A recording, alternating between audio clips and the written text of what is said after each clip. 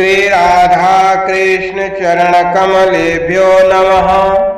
श्रीमद्भागवत महापुराण एकादश स्कंद 11वां अध्याय बद्ध मुक्त और भक्त जनों के लक्षण। जय राधा राधा जय राधा जय श्री राधा। जय कृष्णा कृष्णा जय कृष्णा जय श्री कृष्ण। जय कृष्णा जय श्री कृष्ण। सच्चिदानंद रूपाय विश्वयुत प्रत्याद हेतवे तापत्रय विनाशाय श्री कृष्णाय वयं नमः। श्री भगवान् उवाच बद्धो मुक्त इति व्याख्या गुणतो मे न वस्तुतः गुणस्य माया मूलत्वान् न मे मोक्षो न बंधन। उद्धव जी ने प्रश्न किया था, बद्ध अथवा मुक्त पुरुष कैसा बर्ताव करता है, वो कैसे विहार करता है, वो किन किन लक्षणों से पहचाना जाता है, वो कैसे भोजन करता है, कैसे मलमूत्र का त्याग करता है, कैसे सोता है, कैसे बैठता है और कैसे चलता है। इसके उत्तर में भगवान श्री कृष्ण कहते हैं, प्यारे उद्धव, आत्मा बद्ध है या मुक्त है, इस प्रकार की व्याख्या या व्यवहार मेरे अधीन रहने वाले सत्वाद गुणों की उपाधि से ही होता है, वस्तुतः तत्व दृष्टि से नहीं। सभी गुण माया मूलक हैं, इंद्रजाल हैं, जादू के खेल के समान हैं। इसलिए न मेरा मोक्ष है न तो मेरा बंधन ही है। जैसे स्वप्न बुद्धि का विवर्त है, उसमें बिना हुए ही भासता है, मिथ्या है, वैसे ही शोक मोह सुख दुख शरीर की उत्पत्ति और मृत्यु ये सब संसार का बखेड़ा अर्थात माया अर्थात अविद्या के कारण प्रतीत होने पर भी ये सब वास्तविक नहीं है। सो हे उद्धव, शरीरधारियों को मुक्ति का अनुभव कराने वाली ब्रह्म विद्या अर्थात आत्म विद्या और बंधन का अनुभव कराने वाली अविद्या, ये दोनों ही मेरी अनादि शक्तियां हैं। मेरी माया से ही इनकी रचना हुई है, इनका कोई वास्तविक अस्तित्व नहीं है। अरे भाई, तुम तो स्वयं बड़े बुद्धिमान हो, विचार करो, जीव तो एक ही है, वह व्यवहार के लिए ही मेरे अंश के रूप में कल्पित हुआ है, वस्तुतः मेरा स्वरूप ही है। आत्मज्ञान से संपन्न होने पर उसे मुक्त कह देते हैं और आत्मज्ञान न होने से बद्ध कह देते हैं। और ये अज्ञान अनादि होने से बंधन भी अनादि कहलाता है। इस प्रकार मुझ एक ही धर्मी में रहने पर भी जो शोक और आनंद रूप विरुद्ध धर्म वाले जान पड़ते हैं, उन बद्ध और मुक्त जीव का भेद मैं बतलाता हूं, तुम ध्यान पूर्वक सुनो। वो भेद दो प्रकार का है, एक तो नित्य मुक्त ईश्वर से जीव का भेद और दूसरा मुक्त बद्ध जीव का भेद। पहला सुन, जीव और ईश्वर बद्ध और मुक्त के भेद से भिन्न भिन्न होने पर भी एक ही शरीर में नियंता और नियंत्रित के रूप में स्थित है। ऐसा समझो कि शरीर एक वृक्ष है, उसमें हृदय का घोंसला बनाकर जीव और ईश्वर नाम के दो पक्षी रहते हैं। वे दोनों चेतन होने के कारण समान हैं और कभी न बिछुड़ने के कारण सखा है। इनके निवास करने का कारण केवल लीला ही है। इतनी समानता होने पर भी जीव तो शरीर रूप वृक्ष के फल अर्थात सुख और दुख आदि भोगता है, परंतु ईश्वर उन्हें न भोगकर कर्म फल सुख दुख आदि से असंग और उनका साक्षी मात्र रहता है। उपभोक्ता होने पर भी ईश्वर की ये विलक्षणता है कि वह ज्ञान, ऐश्वर्य, आनंद और सामर्थ्य आदि में भोक्ता जीव से बढ़कर है। साथ ही एक ये भी विलक्षणता है कि अभोक्ता ईश्वर तो अपने वास्तविक स्वरूप और इसके अतिरिक्त जगत को भी जानता है, परंतु भोक्ता जीव न अपने वास्तविक रूप को जानता है और न अपने से अतिरिक्त को। इन दोनों में जीव तो अविद्या से युक्त होने के कारण नित्यबद्ध है और ईश्वर विद्या स्वरूप होने के कारण नित्य मुक्त है। सो हे प्यारे उद्धव, ज्ञान संपन्न पुरुष भी मुक्त ही है। जैसे स्वप्न टूट जाने पर जगा हुआ पुरुष स्वप्न के स्मर्यमान शरीर से कोई संबंध नहीं रखता, वैसे ही ज्ञानी पुरुष सूक्ष्म और स्थूल शरीर में रहने पर भी उनसे किसी प्रकार का संबंध नहीं रखता। परंतु अज्ञानी पुरुष वास्तव में शरीर से कोई संबंध न रखने पर भी अज्ञान के कारण शरीर में ही स्थिर रहता है। जैसे स्वप्न देखने वाला पुरुष स्वप्न देखते समय स्वाप्निक शरीर में बंध जाता है। व्यवहार आदि में इंद्रियां शब्द, स्पर्श आदि विषयों को ग्रहण करती रहती हैं, क्योंकि ये तो नियम ही है कि गुण ही गुण को ग्रहण करते हैं, आत्मा नहीं। इसलिए जिसने अपने निर्विकार आत्म स्वरूप को समझ लिया है वो उन विषयों के ग्रहण त्याग में किसी प्रकार का अभिमान नहीं करता। ये शरीर प्रारब्ध के अधीन है, इससे शारीरिक और मानसिक जितने भी कर्म होते हैं सब गुणों की प्रेरणा से ही होते हैं। अज्ञानी पुरुष झूठ मूठ अपने को उन ग्रहण त्याग आदि कर्मों का कर्ता मान बैठता है और इसी अभिमान के कारण वो बंध जाता है। प्यारे उद्धव, पूर्वोक्त पद्धति से विचार करके विवेकी पुरुष समस्त विषयों से विरक्त रहता है और सोने, बैठने, घूमने फिरने, नहाने, देखने, छूने, सूंघने, खाने और सुनने आदि क्रियाओं में अपने को कर्ता नहीं मानता, बल्कि गुणों को ही कर्ता मानता है। गुण ही सभी कर्मों के कर्ता और भोक्ता हैं। ऐसा जानकर विद्वान पुरुष कर्म वासना और फलों से नहीं बनते। वे प्रकृति में रहकर भी वैसे ही असंग रहते हैं जैसे स्पर्श आदि से आकाश, जल की आर्द्रता आदि से सूर्य और गंध आदि से वायु। उनकी विमल बुद्धि की तलवार असंग भावना की शान से और भी तीखी हो जाती है और वे उससे अपने सारे संशय संदेहों को काट कूट कर फेंक देते हैं। जैसे कोई स्वप्न से जाग उठा हो, उसी प्रकार वे इस भेद बुद्धि के भ्रम से मुक्त हो जाते हैं। जिनके प्राण, इंद्रिय, मन और बुद्धि की समस्त चेष्टाएं बिना संकल्प के होती हैं, वे देह में स्थित रहकर भी उसके गुणों से मुक्त है। उन तत्वज्ञ मुक्त पुरुषों के शरीर को चाहे हिंसक लोग पीड़ा पहुंचाएं और चाहे कभी कोई दैव योग से पूजा करने लगे, वे न तो किसी के सताने से दुखी होते हैं और न पूजा करने से सुखी होते हैं। जो समदर्शी महात्मा गुण और दोष की भेद दृष्टि से ऊपर उठ गए हैं, वे न तो अच्छे काम करने वाले की कभी स्तुति करते हैं और न बुरे काम करने वाले की निंदा करते हैं। न वे किसी की अच्छी बात सुनकर उसकी सराहना करते हैं और न बुरी बात सुनकर किसी को झिड़कते ही हैं। जीवन मुक्त पुरुष न तो कुछ भला या बुरा काम करते हैं, न कुछ भला या बुरा कहते हैं, न सोचते ही। वे व्यवहार में अपनी समान वृत्ति रखकर आत्मानंद में मग्न रहते हैं और जड़ के समान मानो कोई मूर्ख हो, इस प्रकार विचरण करते रहते हैं। सो हे प्यारे उद्धव, जो पुरुष वेदों का तो पारगामी विद्वान हो परंतु परब्रह्म के ज्ञान से शून्य हो, उसके परिश्रम का कोई फल है ही नहीं। वो तो वैसा ही है जैसे बिना दूध की गाय का पालने वाला। दूध न देने वाली गाय, व्यभिचारिणी स्त्री, पराधीन शरीर, दुष्ट पुत्र, सतपात्र के प्राप्त होने पर भी दान न किया हुआ धन और मेरे गुणों से रहित वाणी व्यर्थ है।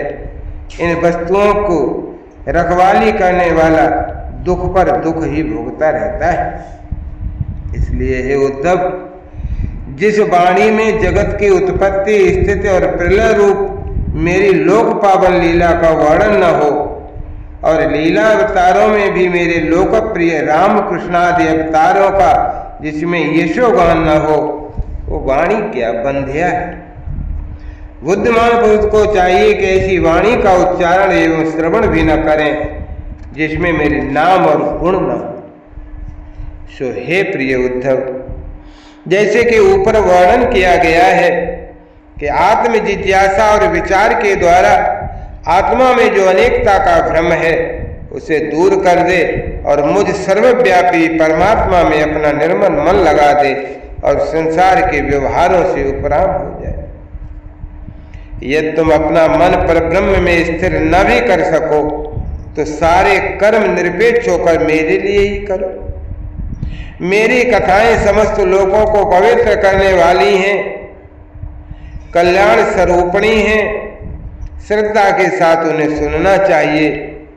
बार बार मेरे अवतार और मेरी लीलाओं का गान करना चाहिए, स्मरण करना चाहिए, अभिनय करना चाहिए। श्रद्धालुर्मे कथा श्रृण्वन् सुभद्रा लोक पावनी गायन ननु स्मरण कर्म जन्म च विनयन मुहु। मेरे आश्रित रहकर मेरे लिए ही धर्म, काम और अर्थ का सेवन करना चाहिए। प्रिय उद्धव, जो ऐसा करता है उसे मुझ अविनाशी पुरुष की प्रति अनन्य प्रेममयी भक्ति की प्राप्ति हो जाती है। भक्ति की प्राप्ति सत्संग से होती है, ध्यान रखना। जिसे भक्ति की प्राप्ति हो जाती है वो मेरी उपासना करता है, मेरे सानिध्य का अनुभव करता है और इस प्रकार जब उसका अंतःकरण शुद्ध हो जाता है तब वो संतों के उपदेशों के अनुसार उनके द्वारा बताए हुए मेरे परम पद को, वास्तविक स्वरूप को सहज में ही प्राप्त हो जाता है। उद्धव जी पूछने लगे, भगवान साधस्तवोत्तम श्लोकः मता कीदृ विद विधा प्रभो भक्तस्त्वय्युपयुज्येत कीदृशीष देवारदूत। बड़े बड़े संत आपकी कीर्ति का गान करते हैं।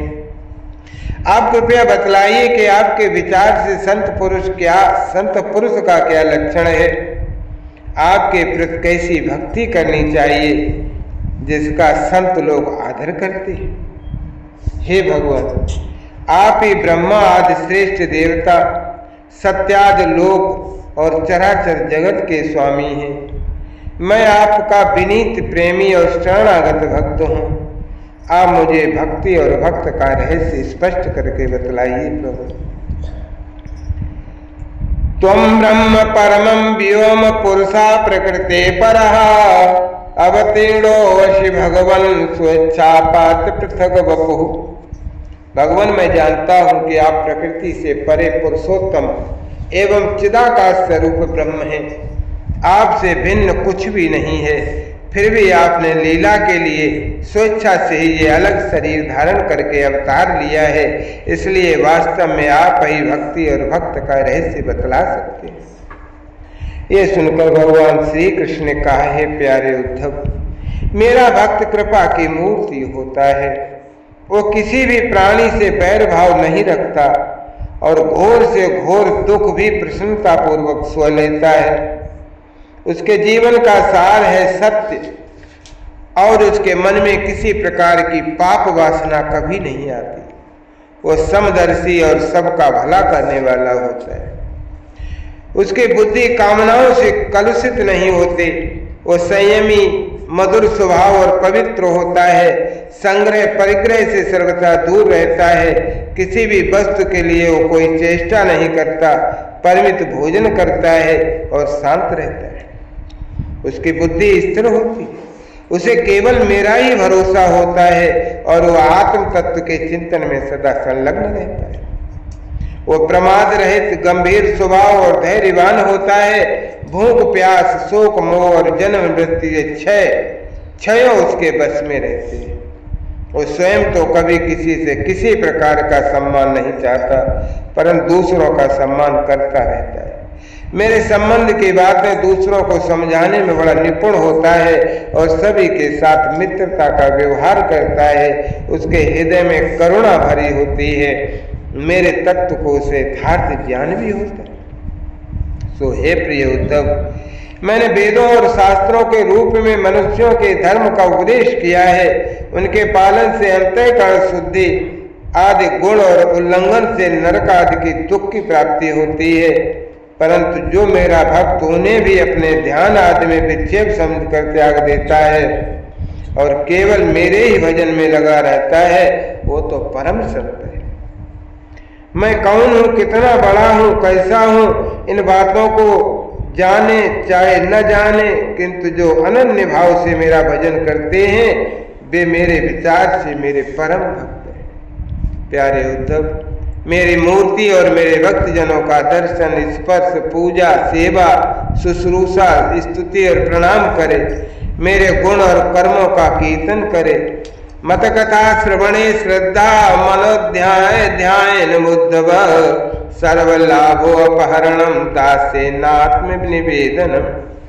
उद्धव, मेरी कथा सुनने में श्रद्धा रखे और निरंतर मेरा ध्यान करता रहे।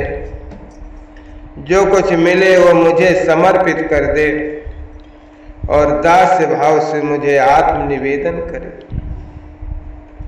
मत जन्म कर्म कथनम मम परवानुमोदनम गीत तांडवादित्र गोष्ठी मद गृहोत्सव। मेरे दिव्य जन्म और कर्मों की चर्चा करे। जन्माष्टमी, रामनवमी आदि पर्वों पर आनंद मनावे और संगीत, नृत्य, वाद्य और समाजों द्वारा मेरे मंदिरों में उत्सव करे करावे। वार्षिक त्योहारों के दिन मेरे स्थानों की यात्रा करे, जुलूस निकाले, विविध उपहारों से मेरी पूजा करे, वैदिक अथवा तांत्रिक पद्धति से दीक्षा ग्रहण करे, मेरे व्रतों का पालन करे। मंदिरों में मेरी मूर्तियों की स्थापना में श्रद्धा रखे। यदि ये काम अकेला न कर सके तो औरों के साथ मिलकर करे। मेरे लिए पुष्प वाटिका लगाए, बगीचे लगाए, क्रीड़ा के स्थान बनवाए, लंगर और मंदिर बनवावे। सेवक की भांति श्रद्धा भक्ति के साथ निष्कपट भाव से मेरे मंदिरों की सेवा शुश्रूषा करे।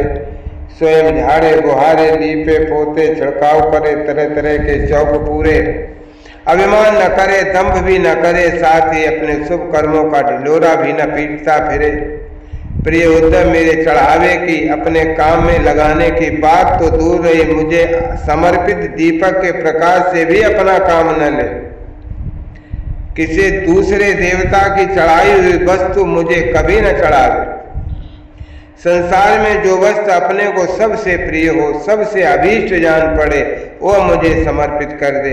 ऐसा करने से वह वस्तु अनंत फल देने वाली हो जाती है। वज्र, सूर्य, अग्नि, ब्राह्मण, गौ, वैष्णव, आकाश, वायु, जल, पृथ्वी, आत्मा और समस्त प्राणी, ये सब मेरी पूजा के स्थान है। प्यारे उद्धव, ऋग्वेद, यजुर्वेद और सामवेद के मंत्रों द्वारा सूर्य में मेरी पूजा करनी चाहिए।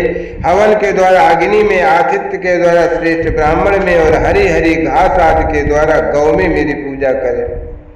वायु बंधु के समान सत्कार के द्वारा वैष्णव में, निरंतर ध्यान में लगे रहने से हृदय आकाश में, मुख्य प्राण समझने से वायु में और जल पुष्प आदि सामग्रियों द्वारा जल में मेरी आराधना की जाती है। गुप्त मंत्रों द्वारा न्यास करके मिट्टी की वेदी में उपर्युक्त भोगों द्वारा आत्मा में और समदृष्टि रूप संपूर्ण प्राणियों में मेरी आराधना करनी चाहिए, क्योंकि मैं सभी में क्षेत्रज्ञ आत्मा के रूप में स्थित हूँ। इन सभी स्थानों में शंख, चक्र, गदा, पद्म धारण किए हुए 4 भुजाओं वाले शांत मूर्त श्री भगवान विराजमान हैं। ऐसा ध्यान करते हुए एकाग्रता के साथ मेरी पूजा करनी चाहिए। इस प्रकार जो मनुष्य एकाग्र चित्त से यज्ञ, याग आदि इष्ट और कुआं बावली बनवाना अथवा पूर्त कर्मों के द्वारा मेरी पूजा करता है, उसे मेरी श्रेष्ठ भक्ति प्राप्त होती है तथा संत पुरुषों की सेवा करने से मेरे स्वरूप का ज्ञान भी हो जाता है। मेरे प्यारे उद्धव, मेरा ये निश्चय है कि सत्संग और भक्ति योग, इन 2 साधनों का एक साथ ही अनुष्ठान करते रहना चाहिए। प्रायः इन दोनों के अतिरिक्त संसार सागर से पार होने का और कोई उपाय है भी तो नहीं, क्योंकि संत पुरुष मुझे अपना आश्रय मानते हैं और मैं सदा सर्वदा उनके पास ही रहता हूं। नित्य सत्संग करते रहना चाहिए, सत्य शास्त्रों का अध्ययन अध्यापन करना चाहिए और भक्ति के द्वारा मेरी आराधना में लगा रहना चाहिए। यही इस संसार से पार होने का उपाय है। हे प्यारे उद्धव, अब मैं तुम्हें एक अत्यंत गोपनीय और परम रहस्य की बात जरूर बतलाऊंगा कि तुम मेरे प्रिय सेवक हो, हितैषी हो, सुहृद हो, प्रेमी हो, सखा हो और साथ ही सुनने की इच्छा रखने वाले जिज्ञासु हो। अशेष चर्चा क्रम से इत श्रीमद्भागवते महापुराणे पारमहंस्यायां संहितायां एकादश स्कंदे एकादशो अध्याय। जय राधा जय राधा राधा जय राधा जय श्री राधा। जय कृष्णा कृष्णा जय कृष्णा जय श्री कृष्णा। जय कृष्णा जय श्री कृष्णा।